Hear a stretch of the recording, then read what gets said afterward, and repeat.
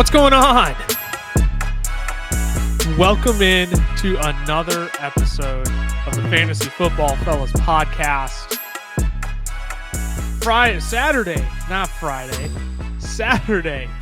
November 26th, 10:30 Central Time. Lucas and Tyler hanging out with you today. If you celebrated the holiday, we hope you all had a wonderful Thanksgiving. Tyler, how much food did you have on Thanksgiving?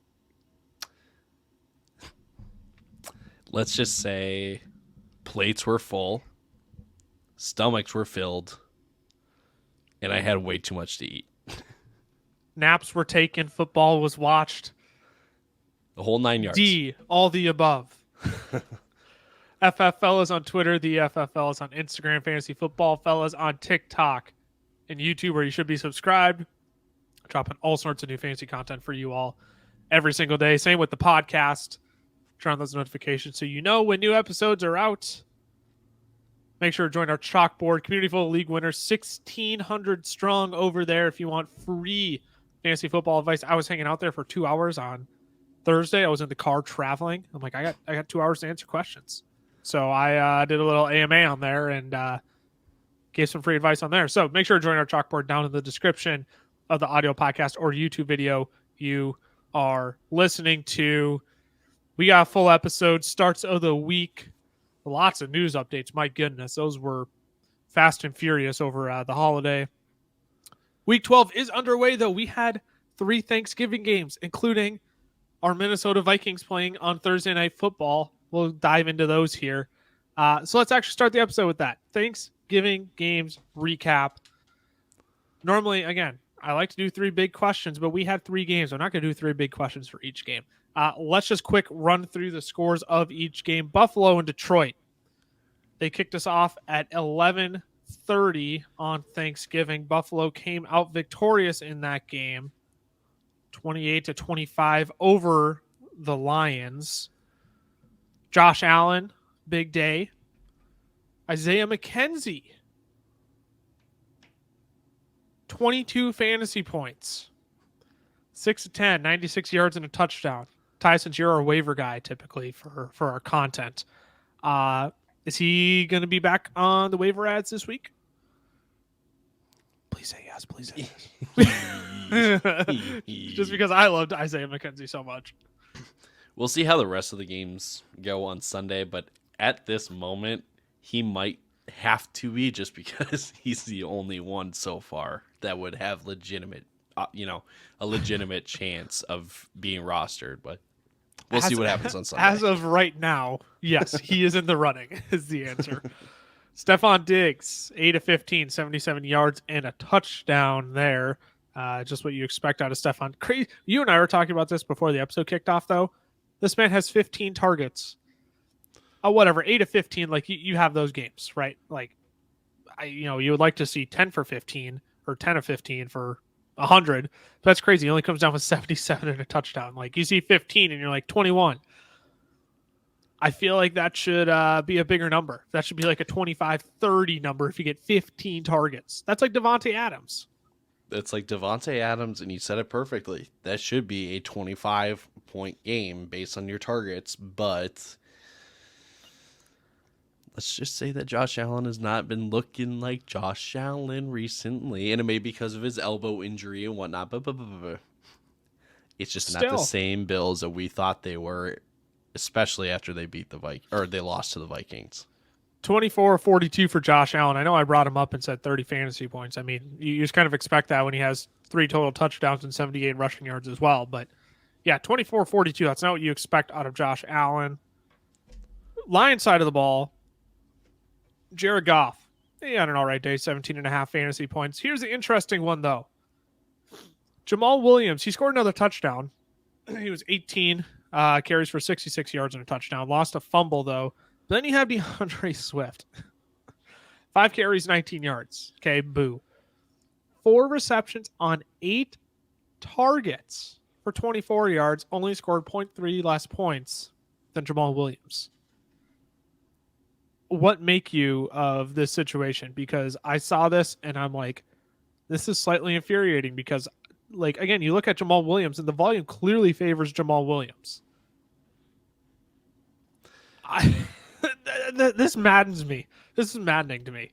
I mean, I understand why they continue to give Jamal Williams carries because he arguably has looked like the better running back or the better runner because DeAndre Swift hasn't been playing 100%. That being said, though, why not get DeAndre Swift back to 100% health? Because you know that he is such a threat in the running game and the receiving game. Wouldn't you want that? And again, because Jamal Williams has looked so good, they've been able to just ride the hot hand. But again, for us three fellas, we were all saying DeAndre Swift season is this year. And because, I don't know, Dan Campbell likes to just throw a curveball at things and just try new things on a whim, we now get to see Jamal Williams finishing as a top 20 running back in fantasy football. I mean, he's top 12 right now. Right. But can I throw out a theory? You know, at the beginning of the year, how Dan Campbell was like, oh, yeah, we want to work him in. Like, we just got him off to too quick of a start last year, and we shouldn't have pushed him so quickly and given him so many touches right away. And now, like DeAndre Swift, again, started the year. He got off to a pretty rapid start, if I recall correctly. I mean, he was, 8-9 targets. Let's see, 3, 5, 4, got injured, but he was doing insane work on those touches, right? This is my theory of like Dan Campbell's like, wait, I can actually just take it slow now because Jamal Williams is crushing it. I don't think this is the long-term plan. I really don't. I don't. It can't be. DeAndre Swift is the far more talented running back than Jamal Williams, but I think more and more we're starting to see Swift's usage creep up. And part of this too, like I just want to acknowledge, like that receiving work, that was not like over the course of the game, DeAndre Swift saw 8 targets. A lot of those did come second half of the game. But still, I don't think this is the long-term plan. I think Dan Campbell is probably now just executing the plan he's wanted to from the get-go. It's infuriating that we are putting DeAndre Swift into this receiving back role, right? I know.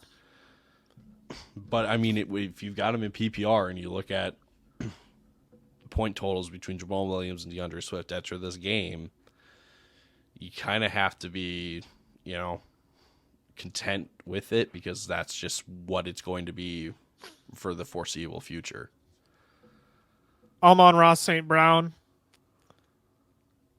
Big day. 27.9 fantasy points, 9 receptions on 10 targets, 122 yards and a touchdown. This is why we were screaming at him being a buy low back when he had only put up single-digit fantasy points after he was coming back from his injury. 5.8 against New England, 1.4, 13.9, 9.5. That whole stretch we're screaming buy Amon-Ra because now over the last 3 weeks, 22.1, 15, 27.9. You look at the schedule coming up. Jacksonville, Minnesota. You don't love the matchup with the Jets. They've been sneaky good against wide receivers this year. But you get Carolina, Chicago, Green Bay to close out the season.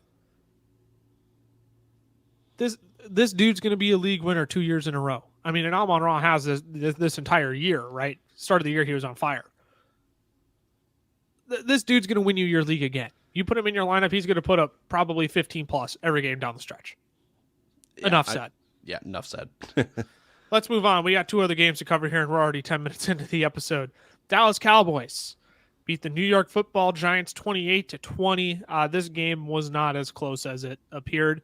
And not that an 8-point difference means it was close, but the Cowboys were ahead this whole game. They dominated this whole game. Dak, 21-30, 261-2.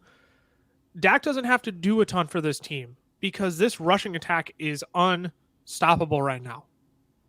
Ezekiel Elliott, 16.5 fantasy points, 16 for 92 and a touchdown, added a reception for 3 yards. Tony Pollard, suck on this, Tony Pollard truthers, 18-60. Zeke was the more efficient back on the day. I don't think that continues, but I saw those numbers. I'm like, I gotta say something because we've been heavy Zeke truthers the entire year, and all the Tony Pollard people are. He's more efficient. He's the better back, and like I'm slowly like stooping to that level of like, yeah, Tony Pollard does look like the better back most games. I do agree, but Zeke is the one who's going to fall into the end zone for fantasy purposes most weeks, which is what I care more about, excuse me, than how efficient Tony Pollard is. Either way, they both were great this week. Fantasy-wise, Zeke was the only relevant one. Pollard only with 8.1 fantasy points. So, okay, so this now begs the question. Who do you want in rest of season? Tony Pollard or Ezekiel Elliott? Keep in mind, Indianapolis, Houston, Jacksonville, Philadelphia, Tennessee, Washington is their slate the rest of the season. Oh, man. How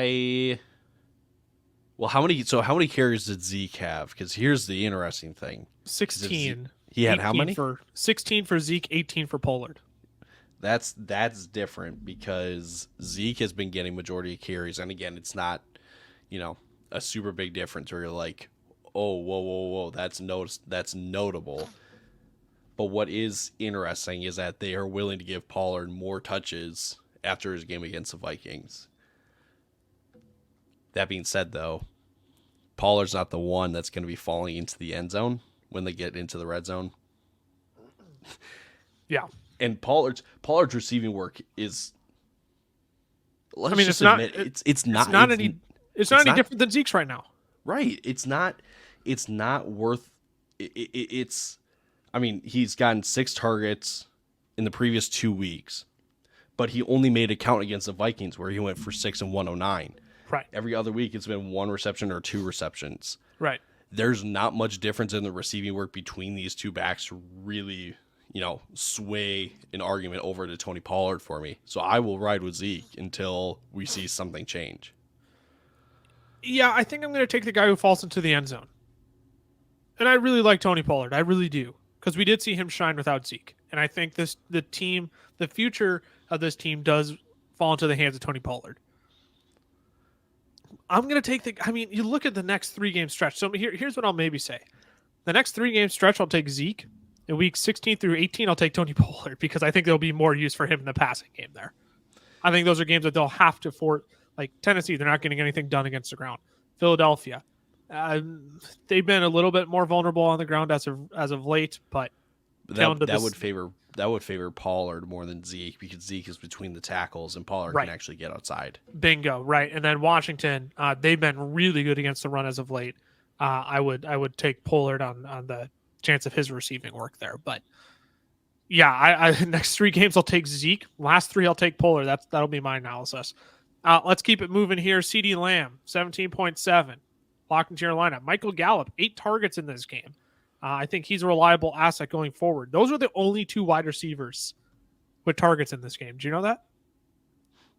That's Noah all Brown, it no needs to targets. be, let's be honest. That's all.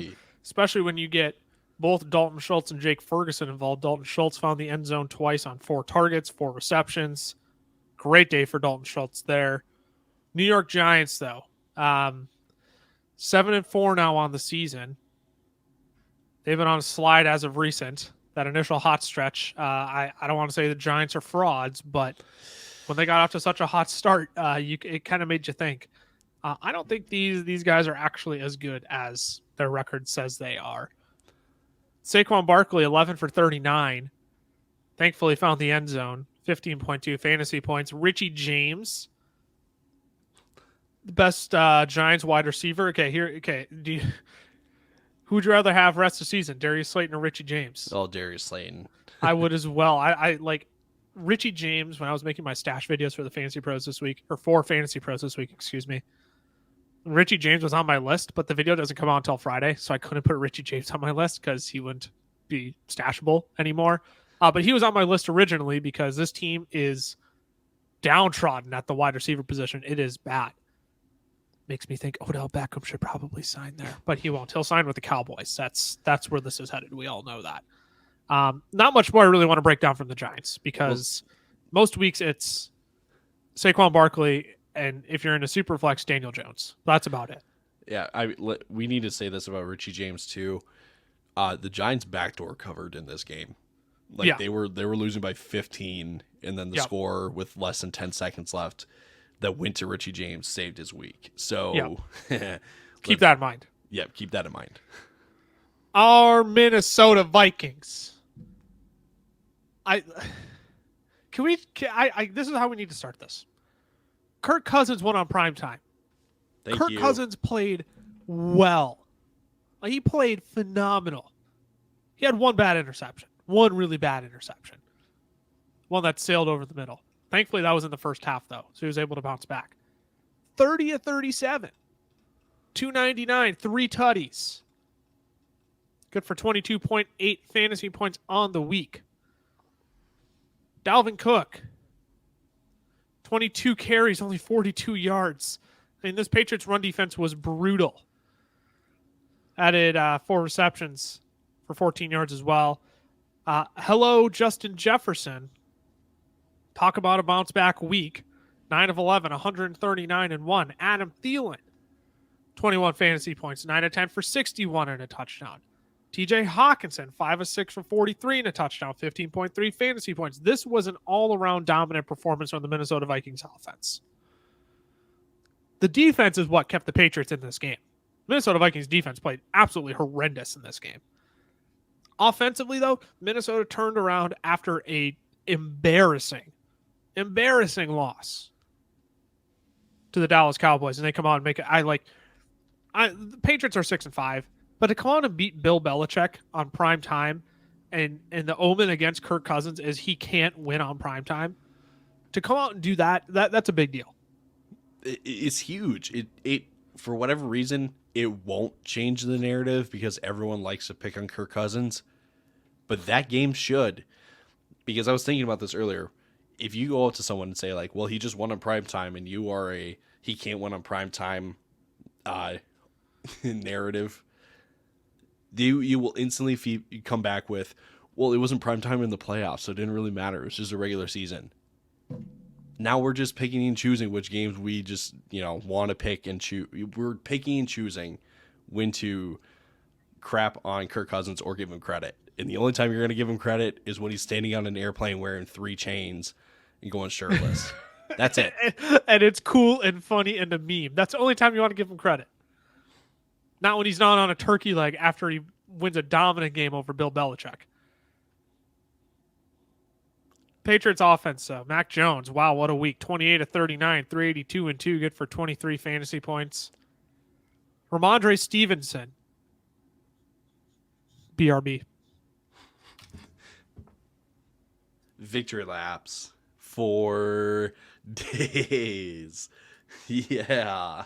I said at the beginning of the year, you can go back and find this episode, Ramondre Stevenson would be a league winner this year. I jumped on that train late, and now here's Ramondre out here putting up wide receiver numbers. 9 receptions on 10 targets for 76 yards. Only 7 carries for 36 yards. 5 yards carry. That was pretty good. 20 fantasy points. Ramondre is currently the running back 7 on the season. And his schedule coming up down the stretch, Buffalo, Arizona, Vegas, Cincinnati, Miami, Buffalo. You don't love the 2 matchups with Buffalo. They've been exposed on the ground, though, recently. Miami, they've buckled up a little bit. Cincinnati's buckled up. But, I mean, it doesn't matter. When Ramondre... Last 6 games for Ramondre. 5 targets. 8 targets. 7 targets. 7 targets. 6 targets. 10 targets. It's insane. It's insane what this guy is doing right now. For all you efficiency truthers out there, guess what trumps efficiency? Volume. It's incredible what Ramondre Stevenson is doing. I am so happy I bought into him tail end of the season. I started doing some more digging, and yeah, on that League Winners episode, I did not expect to put in Ramondre Stevenson. Boys, he paid dividends for me as I started investing in him heavily in drafts then. Nelson Aguilar, somehow the leading wide receiver for this team. 18.5 fantasy points on 8 targets, 65 yards and a touchdown. Devontae Parker, 4 of 4 for 80. Jacoby Myers, 3 of 4 for 62. Big efficiency day for these Patriots wide receivers. Hunter Henry, also a big day. Found the end zone, 63 yards on 3 receptions and a touchdown on a really big busted coverage by the Minnesota Vikings. Fell behind the linebackers, and there was no catching up to Hunter Henry. Anything else you want to add from this game? As we're 20 minutes in, had to cover 3 games, but it was worth it because there was a lot of action and a lot of A lot of pieces to cover from those games. I think the one thing I want to touch on is Patriots wide receivers. Sure. Because this offense has not been great recently up until this Thursday. What made the difference? The Patriots actually threw the ball downfield. Yes. Yeah, They they actually pushed threw the it ball downfield. downfield. Yes. That is intriguing for a waiver ad of any kind, right? I mean, obviously Jacoby Myers is going to be the number one option out wide. But guys like Devontae Parker, not necessarily Nelson Aguilar, we could see a Tyquan Thornton appearance coming up soon, because if they continue to push the ball downfield, that gives some kind of upside and potential opportunity for these Patriot wide receivers. So I'm not saying that the Patriot wide receiver is going to be in the waiver video for this week. There's a very good chance one could end up in the video, though. Yeah, if they keep pushing the ball downfield, that will be big for them. That wraps out the Thanksgiving game recap. Great way to wrap out Thanksgiving for us Minnesota Vikings fans, getting a big W. Thanksgiving's in the books. If you can't tell, I'm on to Christmas already in my Charlie Brown apparel. Tyler's wearing a aqua green color. It's close enough to Christmas. Christmas tree up in your house? You have a Christmas tree at your place? No, ours is already up. We got to be searching for one of these fake trees, because Goodwill, baby. Goodwill, baby. Found mine for $10 in college at a thrift store. That's what I'm talking about. Works like a charm. Anyways, Thursday NFL game recap. Let's move on and fly through, as we're 20 minutes into the episode already, fly through some news and notes from around the league, brought to you by our friends over at Sleeper, the number one fantasy football platform in the world. You can join over 4 million people by playing fantasy sports on Sleeper by using the link down in the description of the audio podcast or YouTube video you are listening to. Big news came out recently. Jamar Chase. He's a game time decision on Sunday. This should impact the likes of Tyler Boyd, T. Higgins. Mostly stock down on both of those players. Not massively, not to the point where you're going to sit them. But if Jamar Chase plays, he is going to chip into volume there. I don't think he gets a ginormous workload right away. If he's a game time decision, I don't think they force him to play a ton of snaps. But something to keep tabs on. If you have Jamar Chase on your team, you'll probably have to slot him in if he plays, because that's what you do when you have Jamar Chase on your team. Quarterback changes to note for this week. And I'll ask a follow-up question on this too, Tyler. Jets are going to start Mike White. Zach Wilson. Got the boot. Kick rocks. Panthers. Sam Darnold getting the start. Baker Mayfield. Kick rocks. Texans. Kyle Allen is drawing the start this week against the Dolphins. Davis Mills. Kick rocks. Which one of these quarterbacks is going to make the biggest difference for each team's fantasy assets? So, because we don't want to start any of these guys. They're all disgusting. They're useless. But in terms of the other assets, which one will help their other assets the most for fantasy? This one's an easy answer for me. I want to hear what your answer is then. Mike White. No question. Michael Carter. Insane stretch with Mike White last year. Elijah Moore. Insane stretch. He was the wide receiver 7 with Mike White last year. Anything is better than Zach Wilson in that offense. So we saw at the beginning of the year, Garrett Wilson was tearing it up. Like, this is a no-brainer. Like, I don't want to. We all know what Sam Darnold did last year. Nothing. We all know what, like, Kyle Allen. Like, the only fantasy assets I'm really interested in would be Brandon Cooks, but his snaps are declining, so I really want nothing to do with him. And this team is just going to run the crap out of the ball with Dameon Pierce, anyways, which is what we already knew they were going to do. So it's Mike White. It's a no-brainer for me. Yeah, because I wanted to say Sam Darnold, but then I thought about like what he has available to him, and it's not really a whole lot of relevant fantasy players. Right.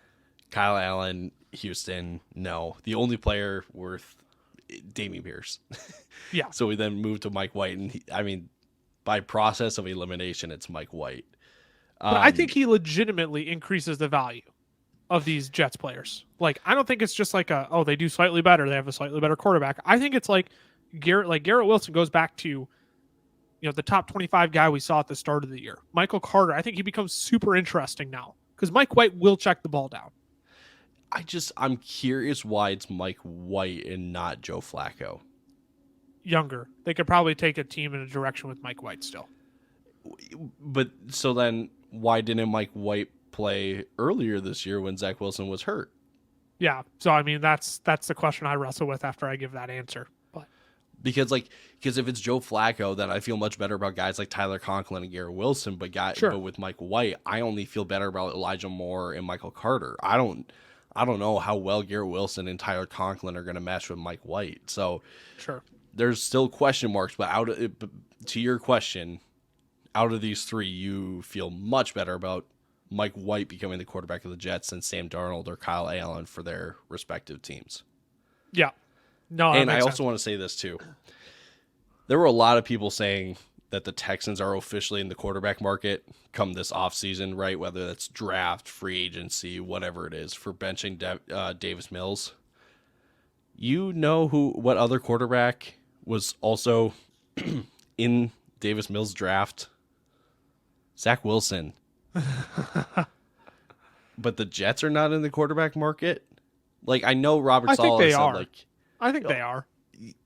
Right, but no one's giving that kind of reasoning, I guess, or not reasoning, but that kind of prediction to the Jets. And I get that Wilson's a first round pick and you've got the extra fifth year. I get all that. Did you not see all the jersey swaps of Derek Carr and Jimmy Garoppolo to the Jets? It seems like I find it interesting you say that because it seems like they've been getting a ton of buzz, more so than the Texans.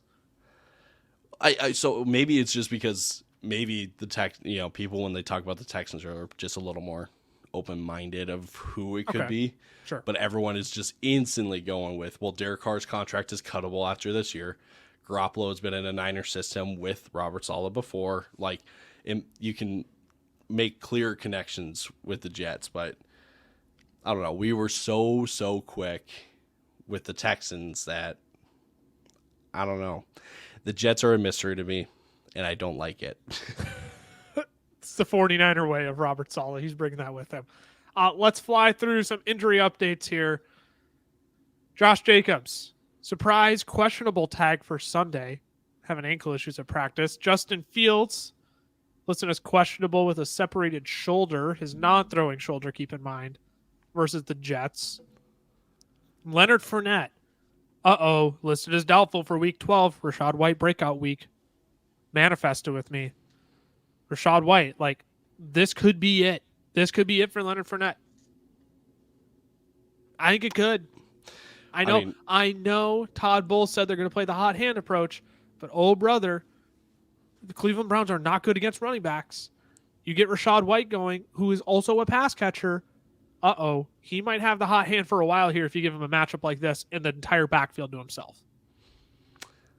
Rachaad White, league winner. Ooh. I don't know if I'm ready to go that far. I'm ready to say this week he could break out.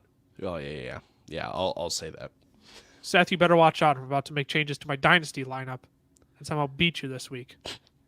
Rachaad White could be in my flex spot. Raheem Mostert, listed as doubtful for Week 12. Jeff Wilson to the moon. We'll talk about him shortly. Sneak peek.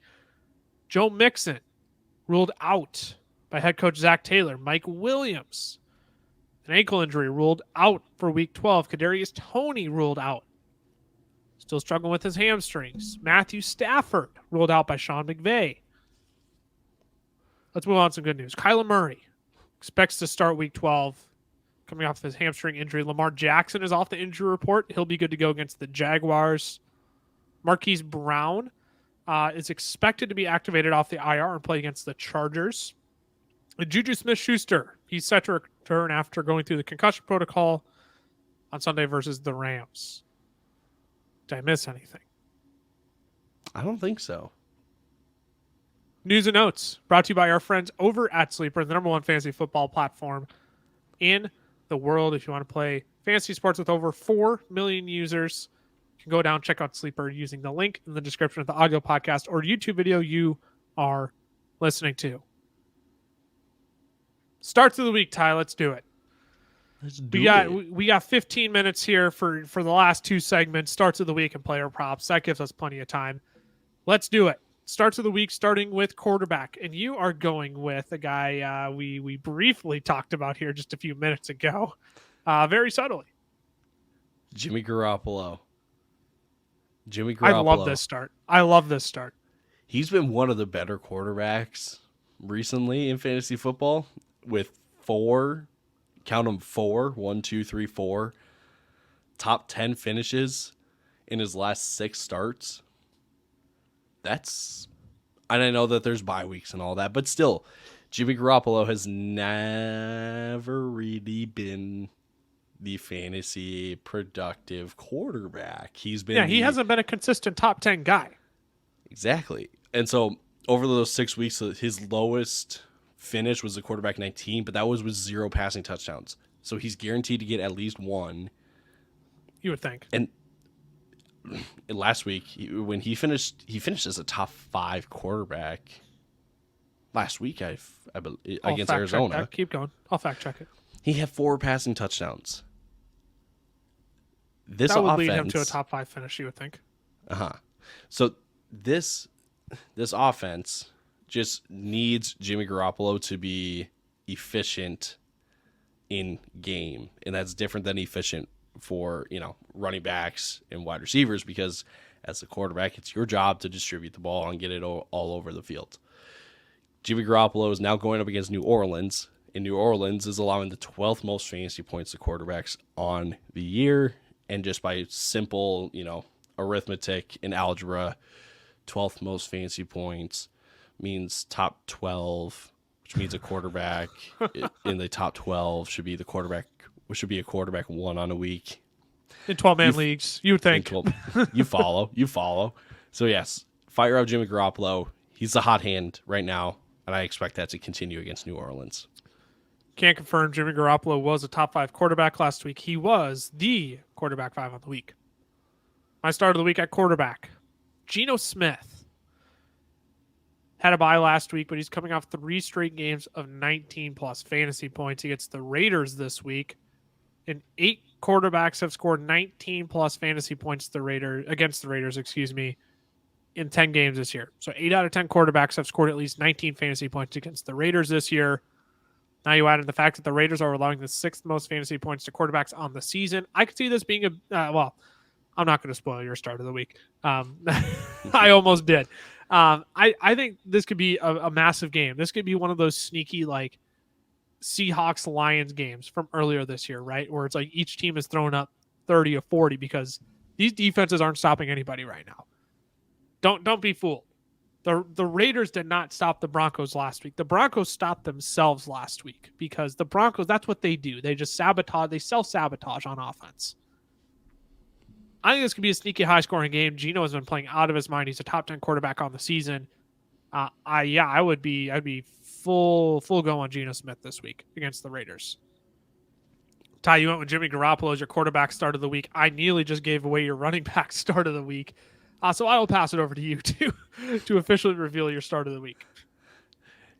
Lucas almost revealed my start of the week for running back because it's on the same team as Geno Smith. It's Kenneth Walker. And I know what you're saying, no dirt. Yes, Kenneth Walker is a start of the week because I'm expecting a big game from Kenneth Walker this week. There is a world where Geno Smith can be a top 10 quarterback on the week and Kenneth Walker can be a top 10 running back on the week. There is a possibility, and I say a pretty good possibility of that this week with the Raiders. Las Vegas is allowing the 3rd most fantasy points and 2nd most receptions to running backs. And while Kenneth Walker isn't necessarily a receiving back, we saw it last week with Tampa. Yeah. Kenneth Walker had 6 catches on 8 targets. So Geno's not afraid to check it down. Geno can run it, but Geno's great because he recognizes when he should run or when he should check it off. So, Kenneth Walker over the last 5 weeks has 3 top 10 finishes and 2 inside of the top 5. You're starting him no matter what. But he's a phenomenal play this week. Right, but with the matchup that he has, the volume that he gets, it should be a massive week for Kenneth Walker. And if it's not, I'm going to be disappointed. He could be the overall running back 1 this week. I think that's what you're trying to say. Your start of the week isn't just he's going to have a great game. It's like, no, Kenneth Walker could be the overall running back 1 this week, and that is the level of confidence you have in him this week. Yes. Yes. I think some people just need to, like, sometimes we need to clarify that of, like, the level of start that we have in some people. Like my next person, it's like, I know people will ask questions about him, but like that's why he's my start of the week, because I have the utmost confidence in him. Bears is like, people are starting him, but like you can expect massive things from him. My start of the week is Jeff Wilson Jr. Because people will ask questions, and I should just have to tell you that he plays the Houston Texans this week, and that should be good enough for you. But there is now all of a sudden no Raheem Mostert. Likely no Raheem Mostert. Listed as doubtful, right? Jeff Wilson has finished as a top 10 running backs in both of his games since being traded to the Miami Dolphins. Finished as a running back 8 and then the running back 7. Houston has allowed a running back to score 12 plus fantasy points in 9 of 10 games this year. And, you know, to cap it all off, we all know how bad they are against running backs, right? Most rush yards, most rushing attempts, most rushing touchdowns, and most fantasy points allowed to the running back position this year. This is one where I know people will ask, Jeff Wilson or blank. Jeff Wilson or Damian Pierce. Jeff Wilson. Jeff Wilson or Najee Harris. Jeff Wilson. Right. Like, those are the questions people are going to be asking. I think Jeff Wilson has borderline running back 1 upside this week. I think he could be a top 12 running back this week. Like, that's the level of confidence I have in him, and you're asking questions on him. Ken Walker, you're not asking questions on, but Ty's like running back 1 overall. Could be this week. And I'm just going to tell you right now, Jeff Wilson is going to have a phenomenal week against the Texans, because he's going to absolutely destroy this Houston Texans run defense. So Jeff Wilson, fire him up. He's my running back start of the week. Let's move on to wide receivers, Ty. Your start of the week at wide receiver. I'm kind of surprised you went this route, but I also kind of understand why at the same time. But I'll let you plead your case. I'm opening my heart up again to be burned and hurt again. Cortland Sutton is my start of the week. And I know what you're thinking. Really? Really, though? With like, it doesn't feel right talking about a Denver Broncos player as a start of the week. But Cortland Sutton is the exception this week due to his matchup against the Carolina Panthers. And if you know anything about the Carolina Panthers, they're kind of a mess right now. So that's point number 1. But here's the other thing. Carolina is allowing the 4th most receptions and the 11th most yards to wide receivers. So it's not like they're completely, shut down or teams just want to run the ball on them. Carolina's defense is just not that good. That they allow running backs to do well, but they also allow wide receivers to do really well. The Panthers lead the league in most red zone touchdowns given up to wide receivers on the year. Every single touchdown that they've allowed this year has come in the red zone. Latavius Murray is now starting as running back for the Broncos. I expect Denver to actually have one of their better games this week, and that's just because they're playing Carolina.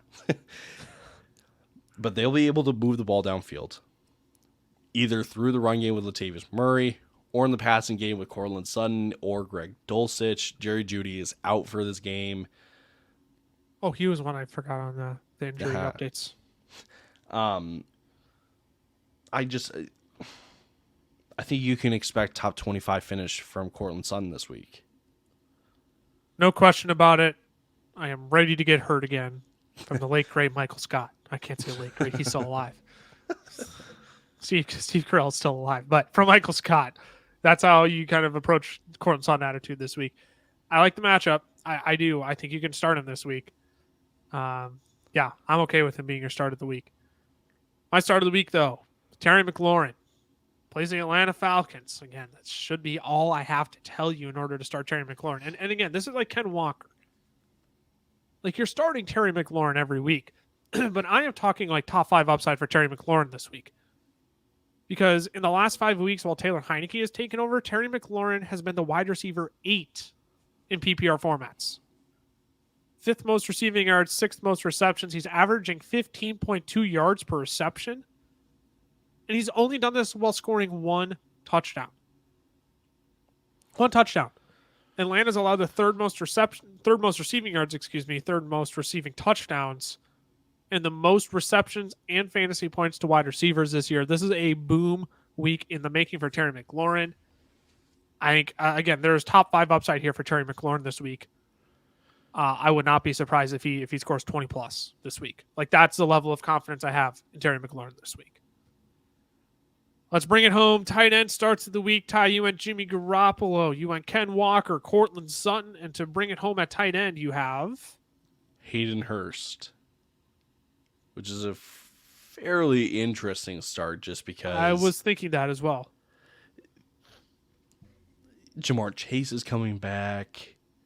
So what does that look like for pass catchers with Cincinnati? I'm not scared by Jamar Chase coming back this week. Down the road, yes. But for this week, Hayden Hurst should still be a pretty viable option. With Jamar Chase being a game time decision and coming off an injury that took him out for 3 games, 4 weeks because they had a bye week in there, I would be stunned if Jamar Chase is getting full play time right away based on his status. So that being said, yes, Jamar Chase can still get 6 targets, 7 targets, 5 catches, whatever. I'm expecting a big passing day for Cincinnati, where you see T. Higgins pop off. You can see Tyler Boyd doing very, very well. Hayden Hurst can find a red zone target here and there. He can find the end zone, and guess what? If you have a tight end that scores a touchdown, they're normally finishing as a top 12 option that week. So you can bank on some touchdown upside with Hayden Hurst. Tennessee's allowing the 8th most fantasy points to tight ends on the year. But they're also allowing the 5th most fantasy points to wide receivers or something. Like Tennessee, they can shut down the run game, but they have some struggles against passing attacks. And this is just not a very good matchup for Tennessee unless they can control time of possession, keep the offense of Cincinnati off the field, which I don't expect them to do that because Cincinnati's defense is also very, very good. So I think you can start Hayden Hurst this week. There's a sneaky backdoor option for those of you that are needing tight ends because Kyle Pitts is hurt. Yep. Juwan Johnson, who has been on fire recently, doesn't have a great matchup at all. Dallas Goedert also. Right, Dallas Goedert, Darren Waller still, right? If you're still looking for an option, Hayden Hurst is a solid option this week, in my opinion.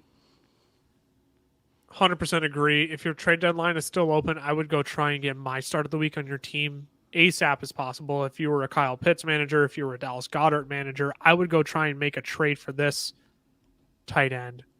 Literally, I know it's redundant, ASAP as possible. That's what me and my friends used to say in college. Pat Freiermuth.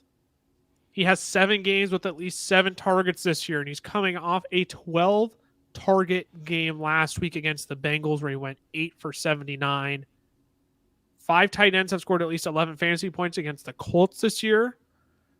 And Indy's allowing the 12th most fantasy points to tight ends this year.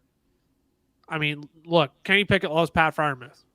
We've seen that. When Kenny Pickett has taken over, Pat Freiermuth has been heavily involved. His target share continues to rise. Now, I don't think it goes north of 12 again in this game or this year for that matter. But Fat Freiermuth, oh boy. Oh, brother. Oh, brother. Cancel this man. Bye. Thanks for tuning in to another episode of the Fantasy Football Fellas podcast. I have now gotten us canceled. Pat Freiermuth, my start of the week. He's going to pay dividends down the stretch. He's going to be one of those guys that we talk about at the end of the year, and it's like because right now it's Travis Kelce. Mark Andrews will work his way back there, but right now it's Travis Kelce, the only dependable guy. I think by the end of this year, we will talk about Pat Freiermuth as one of those guys. So it's like, you know what? Second half of the year, he was actually one of the more dependable tight ends in fantasy football. And I think he'll pay dividends on that again this week. Give me Pat Freiermuth against the Colts. Starts of the week, once again, Tyler's were Jimmy Garoppolo, Ken Walker, Cortland Sutton, and Hayden Hurst. Geno Smith, Jeff Wilson Jr., Terry McLaurin, and Pat Freiermuth for me.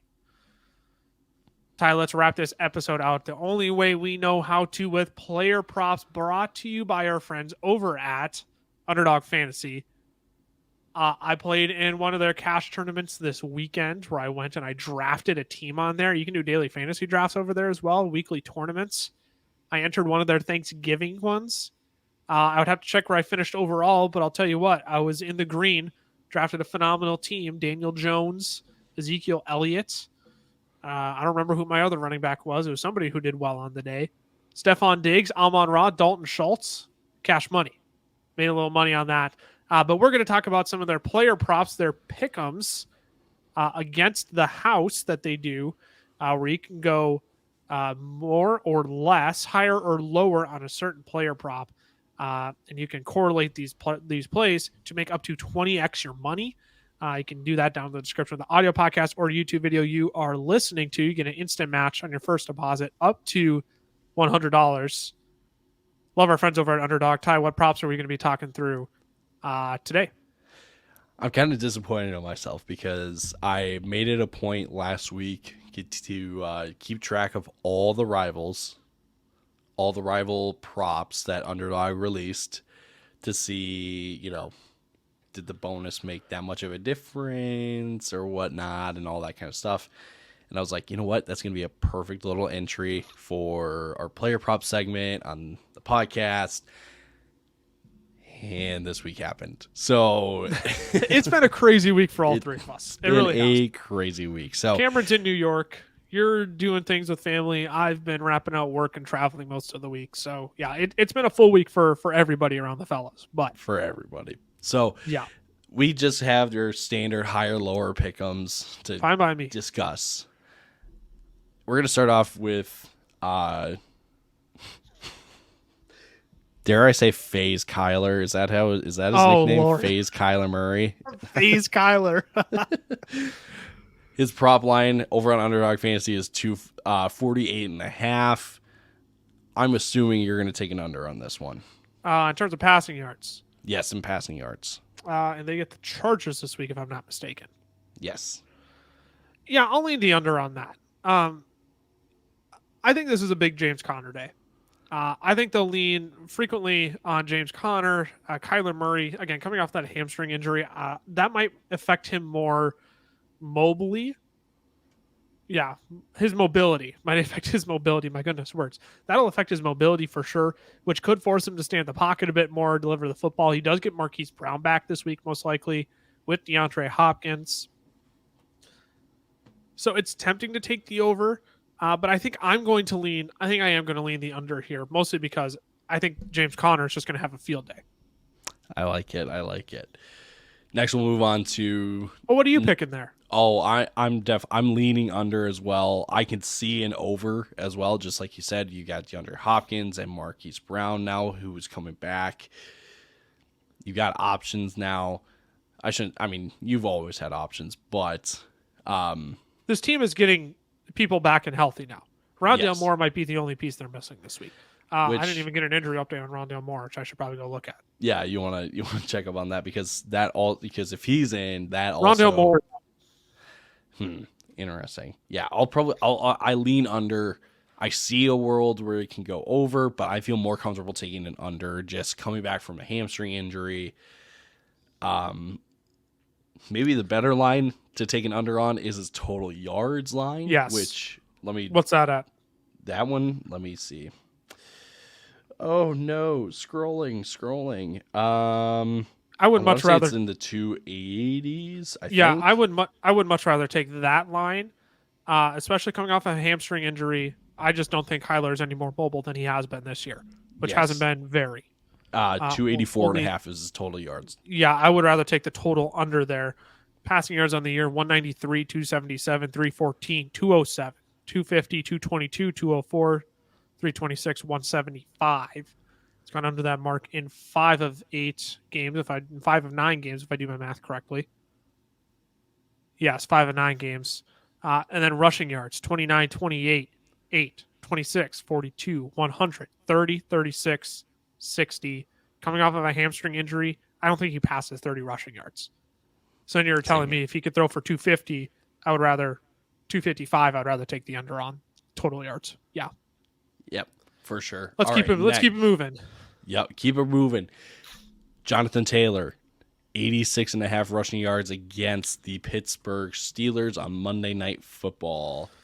This is so tough because they get TJ Watt back, or they have had TJ Watt back, which really seals up that Pittsburgh defensive line now. It's crazy how much of a difference he makes to that line. 86.5 though, I can't. That feels like a trap line that I want to take an over on because it's Jonathan Taylor. But I really like Michael Pittman Jr. and Paris Campbell this week.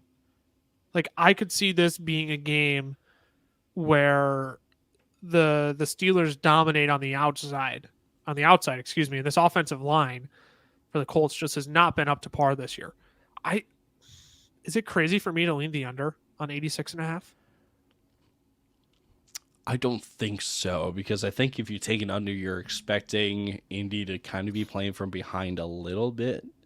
I'm just expecting this to be like a very like not exciting Monday Night Football game, more of a like almost like a Minnesota Vikings, New England Patriots kind of game, right? Where it's like both teams are throwing the ball successfully. Both teams aren't running the ball an excessive amount because they're both trying to keep pace with each other. I lean over, which I totally get. Do. Yeah.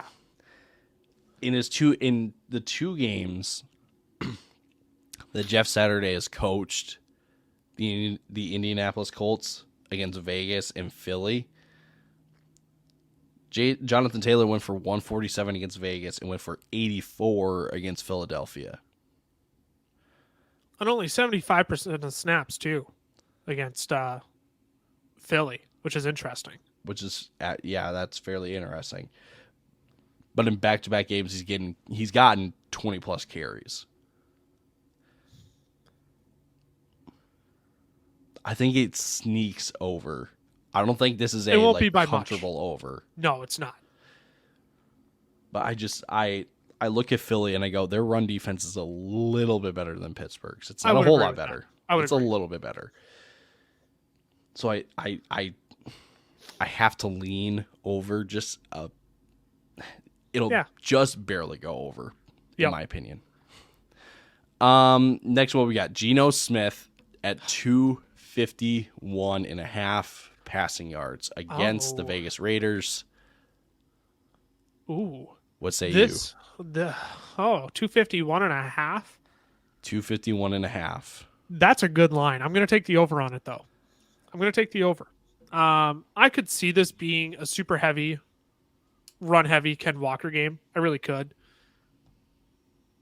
I mean, Geno's hit this line in 50% of games this year. Right? I'm looking at the numbers here. He's hit it in 50%. Yeah. In 5 of 10 games. I mean, this team just bleeds points to the quarterback position. I think this is a world where Ken Walker could have a massive day. I also think it's a world where Geno Smith could hit a couple deep shots with Tyler Lockett and DK Metcalf, and he hits 251.5, no problem. Like, does he have like a Dak Prescott like game? Like where he just throws for 30 times, but he's averaging 15 yards of reception, and all it takes is for him to complete 25 passes, and he hits the over. You know what I mean? Like that's kind of what I'm expecting. It's not going to be. I don't think he blows past that, but like I'm not expecting 325 like he had against Atlanta earlier this year. Like 275 against Arizona, 275 against Tampa. I could easily see that in this game against Vegas. And I can easily see a New Orleans game where he went 268, yeah, right, but 16 exactly. for 25. Right, bingo. I lean over as well on that one. Yeah, that's a sneaky line. I think that could pay off this weekend. I actually like that line. When DraftKings and Caesar Sportsbooks are favoring an over at 254.5. Yeah, I'll take 255 too. Yeah, you're getting 251. Oh, 251, excuse me. Yeah. Yeah. So again, we've gone through Kyler Murray under on passing yards. Jonathan Taylor, we're split on. Geno Smith, we're feeling over on his passing yards. Christian McCaffrey up next at 36.5 receiving yards against the New Orleans Saints. Interesting. 36.5? 36.5. That feels like an easy over to me. Like like I know this team has all of its weapons back, but even McCaffrey last week, what did he go 7 for 60 something, 7 for 65, I Yep, believe is what it was. 67. Oh wow, good memory. Sorry, I just pulled up. I'm just pulling up his numbers now. My goodness, 36.5. 81, 50, 89, 24, 55, 39, 67. That's McCaffrey's last 7 games for receiving yards. And you're giving me 36.5 against the Saints? Like it doesn't matter for McCaffrey. It doesn't matter the matchup. I'll take the over. It's an easy over for me too. I mean, Yeah, that one feels too easy. In the 3 games that he's had with the Niners, his lowest yardage total through the air is 39 yards, and that was on 4 receptions. That's a steal. This is the Jalen Waddle line for running backs, essentially. Yes, that's about exactly what this feels like. Next one, we got Chris Godwin, 59.5 receiving yards going against the Cleveland Browns. Oh, brother. Godwin. 59.5 feels low, but the problem is Godwin hasn't been super efficient this year. He's hit this mark a handful of times. It feels like he should hit it again, but this is one of those weeks where he could see 12 targets, have 6 receptions, but he only averages like 6 yards of reception because they keep everything close to the line of scrimmage. I mean, I would take the over, but I'm not like, I don't know how many lines I would actually put that into because this feels like a week that I would get burned on by Godwin because I could see them just, again, taking advantage of the terrible Cleveland Browns run defense. Though it's a Cleveland game at home and Amari Cooper could go nuts and they'll have to throw to keep up with him. So, which I could totally see too. So I would probably lean the over, but it's not one that I'm throwing into too many plays this weekend. For me personally. I lean over on this as well. This Tampa Cleveland game, I have this feeling that Tampa's just going to come out super slow. Cleveland jumps out to a 14-0 lead. So then Tampa's forced to throw the ball the rest of the game. Yep. Chris Godwin lines up in the slot. Denzel Ward doesn't travel into the slot. Yep. I don't know. I think that's an over. But I'm in the same boat as you. I don't know how many times I'm going to put that in, but I lean over. Yep. We got 2 left with 2 minutes. Let's do it. 2 left, 2 minutes. Minute of prop. Let's do it. Donovan Peoples-Jones at 41.5 against Tampa Bay. Over. He's gone over, 55 in each of his last 5 games or something like that? That stupid, crazy number. And people get scared because it's a Tampa Bay secondary. I'm not worried about it. What if I told you that he's gone over 41.5 receiving yards in, 7 games? Yeah. His last 7 games? Yeah, he's one of in a row. He is not a sexy name this year that has shown out, but he is one that, he should probably be on every fantasy roster, and he's in the flex consideration every single week. Because he gives you a floor. He gives you a floor of 11 to 12 fantasy points, and he finds the end zone at 17-18. Bingo. Yeah, no, all 41.5, that's an over for me. Easy. Over as well for me. Antonio Gibson, last one. Going up against the Falcons, 51.5 rushing yards. And just for context, Brian Robinson's rushing yard line is at 54.5. Interesting. Gibson was the lead running back last week. I believe he got the most totes at 18, did he not? He did. Oh, brother. 51.5, though. That feels high, though, because Gibson hasn't been that efficient with his touches this year. I believe he's averaging only about 3.5 yards per 3.5 yards per carry. It's not been a good year for Gibson in efficiency. Oh, but against Atlanta. But this is a game where I could just see Atlanta just hucking the ball because Washington struggles against wide receivers. And I could just see Drake London having himself a nice game. No Kyle Pitts. But you get the sneaky Olamide Zacchaeus game where he goes off for 13 fantasy points. You know what I mean? Don't you hate that when it's should I add him on the waiver wires this week? And you're like, no, because he's gonna put up 2 next week. Yep. I would lean the I don't want to play roulette with this running back room, so I would push this line personally. But if I had to take it, I would. It feels wrong to go under. I just don't know how much I can trust this running back group. I would rather pick a different line than rushing yards. Interesting you say that because I'm fairly confident in Gibson over Brian Robinson under this week. I could see that because Brian Robinson has not been efficient either. Like, they have not been efficient runners this year. Though Brian Robinson does get, Brian Robinson since coming back has gotten volume. Yeah. Gibson has been has needed the efficiency to post certain great finishes, you could say. Sure. I think though, just against Atlanta, Washington can get out ahead quick. Atlanta could get ahead quick. This is one of those games. If you have, if the Martians are pointing the laser at planet Earth, you have to choose one player to shoot a three. I'm kidding. But if you had to take this line, I feel like you can lean over on this. But this is one of those lines where you're just like, it's a trap because it is a nice matchup, but it's a running back that has not been super great when it comes to his volume. Yeah, I would agree. I shouldn't say I agree. I want to push this line. I really don't want to play it. Because I saw it and it intrigued me. Then I thought about it. And I'm like, I don't know how much I can trust this Washington running back room. And I think it needs to be said. The reason why we throw in lines like Antonio Gibson, lines like Chris Godwin, lines like Jonathan Taylor, we throw these in because we want to communicate. Yes. Yeah. How much of a trap, how much of a push, how much of a difficult decision it is on some of these lines. Yes. Because you can look at a line and instantly go, oh, Antonio Gibson against Atlanta, well, that's an over. Right. But if you think about it, it's actually a little more complicated than it looks. Right. So. Yeah. You can't just play props based on matchups solely. You have to look at efficiency. You have to look at how these teams play. There's a lot more that goes into it. So, like, we could sit here and give you the 12-player props you need to take. Like our friend Alex Caruso does on Twitter. He has a lot of good props he puts out over there. But, like, a lot of the time we want to communicate. Like, a lot of these things take discussion. Like, it takes thought. You can't just look at a matchup and say, boom, over automatically and call it good.